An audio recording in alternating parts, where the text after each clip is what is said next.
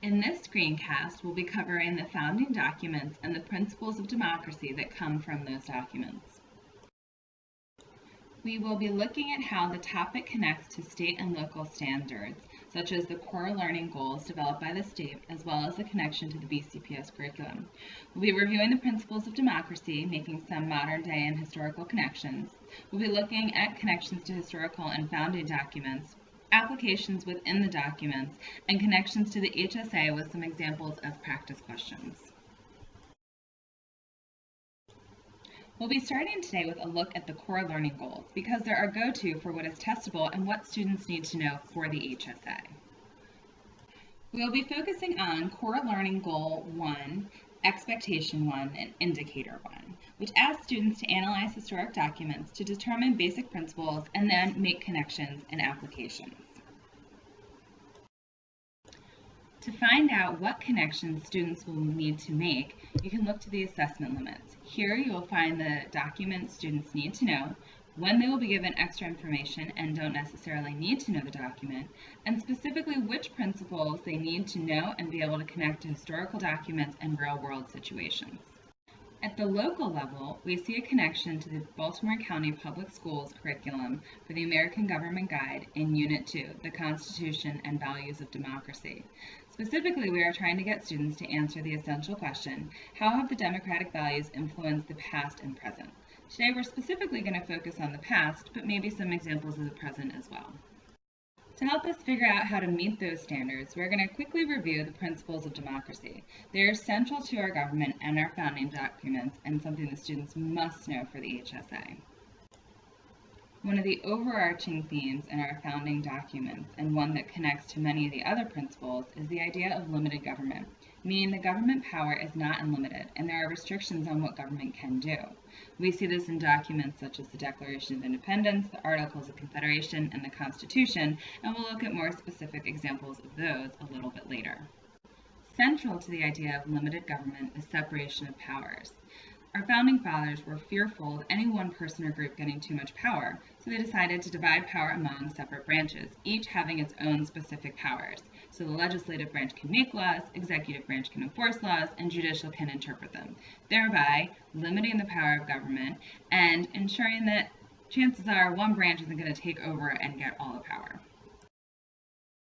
Separation of powers, however, was not enough to limit government. They also needed to ensure that one branch doesn't become too powerful. So to do that, they have checks and balances, where each branch is given some power over the others. For example, the executive branch can veto laws passed by the legislative branch, the legislative branch can override a veto, and the judicial branch has the power of judicial review, meaning they can declare acts of any of the other branches unconstitutional. Government power continues to be limited by dividing it further among different levels of government, national, state, and local, known as federalism, and that each level does not have complete control. For example, the drinking age. While the states have power to make the drinking age, the federal government provides incentives to keep them at 21. Therefore, the national and state governments are working together to make laws, but each retaining their own powers. The states don't have to listen. Another principle that was important to our founding fathers and further limits the power of government is the rule of law, meaning that the rules apply to everyone, including our government officials. This is illustrated in the Watergate scandal involving Richard Nixon. He did not escape investigation. It was even decided by the Supreme Court in U.S. v. Nixon in 1974 that he had to turn over information for the investigation, even though he was the President of the United States at the time. Popular sovereignty and consent of the governed are central to any democracy. It's the idea that the power comes from the people, and that all government power can exist only with the permission of the people, or the consent of those that they rule. Most clearly, we see this in voting. It's our permission to government officials to rule. We are giving our consent and agreement to allow them to rule. We can also see it, though, through letters, protests, petitions, or how people get in touch with government and let them know what they want. Individual rights and freedoms and the protections of those rights are another idea that's central to democracy. The idea that citizens are born with rights that cannot be taken away by the government. These are most clearly protected in the Bill of Rights, where we see rights such as free speech and due process rights protected. It's hotly debated and to what extent government can limit these rights, such as gun control and speech, but the idea is that we have these rights and they are protected by the Bill of Rights. It is not enough that the government just can't infringe on our rights, but we have to ensure that all citizens are entitled to the same protections under the law. This is regardless of religion, race, sex, ability, or age. This is seen clearly in the work of Martin Luther King, who was a civil rights advocate, and recently in some of the same-sex marriage laws that have been passed, giving everyone equal protections under the law. In a democracy, there is a special responsibility to protect minority groups. We acknowledge that the majority will always rule, but we can't just forget about the minority because there simply aren't enough of them to pass laws. Examples of this are Americans with Disabilities Act, which protected those Americans with disabilities, providing them specific rights and access, and also civil rights legislation. Examples of the majority making laws and policies to protect minority groups. And if the people are unsatisfied, it is their right to change or abolish the government, as was clearly stated by the writers of the Declaration of Independence. We have the right to change or abolish or do away with and form a new government as the people see fit. Although we have not seen a change quite as drastic as the break from Great Britain, we frequently see changes of government when political parties are elected every 4 years, and we see a shift in the direction of the country. While many of these ideas were revolutionary at the time the Declaration of Independence, the Articles of Confederation, and the Constitution were written, they were hardly original. Many of the ideas were borrowed from history. To find many of these ideas, we can go all the way back to the Magna Carta written in 1215, which was the first formal document to place limits on the King of England. While many of the ideas were applicable only to the time period, there were provisions such as no free man shall be taken or imprisoned or outlawed or banished or in any way destroyed unless by lawful judgment of his peers or the law of the land, clearly demonstrating due process of law. The principles can further be seen in English documents such as the Petition of Right, written in 1628, and the English Bill of Rights, written in 1689. These documents provided for limited government, separation of powers, and protections of individual rights. Although many of them only applied to nobles, many of the liberties we see in our own Bill of Rights, such as the restriction from courting of troops and due process of law, are further protected in these documents. These ideas in our founding documents are largely influenced by the Enlightenment thinkers of the time, men like Locke, Montesquieu, and Rousseau, who developed these revolutionary ideas about government and greatly influenced our own founding documents. Which brings us to our own founding documents. We start in the colonies around 1776, when the colonists embraced these ideas in the greatest breakup letter of all time, the Declaration of Independence. Here we see ideas about all men being created equal, inalienable rights, rights of the people to alter or abolish government, and the government deriving its power from the people. These ideas directly connect to many of the principles of democracy, such as equal rights, individual rights and freedoms, the right of the people to change or abolish their government, and popular sovereignty and consent of the governed. After the break from England, the colonists set out starting their own government under the Articles of Confederation.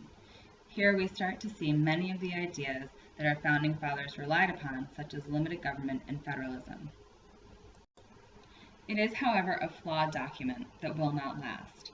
The powers of the national government are limited, and there is no national court system or separate executive branch, so laws can't actually be enforced. All the government can do is ask the states for money, and the states can say no, because the states still retain most of the power. This brings us to 1787 and the Constitutional Convention, where the decision was made, rather than to revise the Articles, to start over with a brand new document. And thus the Constitution was born. The Constitution established our new government and was divided into 3 parts: the preamble, the articles, and amendments, all of which contain principles of democracy. The preamble describes the purpose of the Constitution and includes phrases such as "we the people," clearly starting the document off connecting to popular sovereignty and consent of the governed. Next up are the articles, which is the meat of the Constitution and the outline for how our government will function and is organized. The first 3 articles establish the 3 branches and separation of powers and checks and balances. The later articles give details on amending the Constitution, the states, the Supremacy Clause, and how the Constitution will be ratified, specifically outlining a federalist system of government where national and states will share power. The Constitution's main goal is to limit government and set restrictions on what it can do. Examples are found all throughout. It is seen with the separation of powers in Articles 1 through 3, and also the specific checks placed on each branch. We see federalism in the shared powers between the national and state government and in national and state powers that each retain on their own. We also see the concept of federalism demonstrated in the amendment process. Although hotly debated among the Federalists and Anti-Federalists, a Bill of Rights was decided to be added to the Constitution as the first 10 amendments and the first order of business of the new government. The first 10 amendments list the rights of individual citizens the government must protect.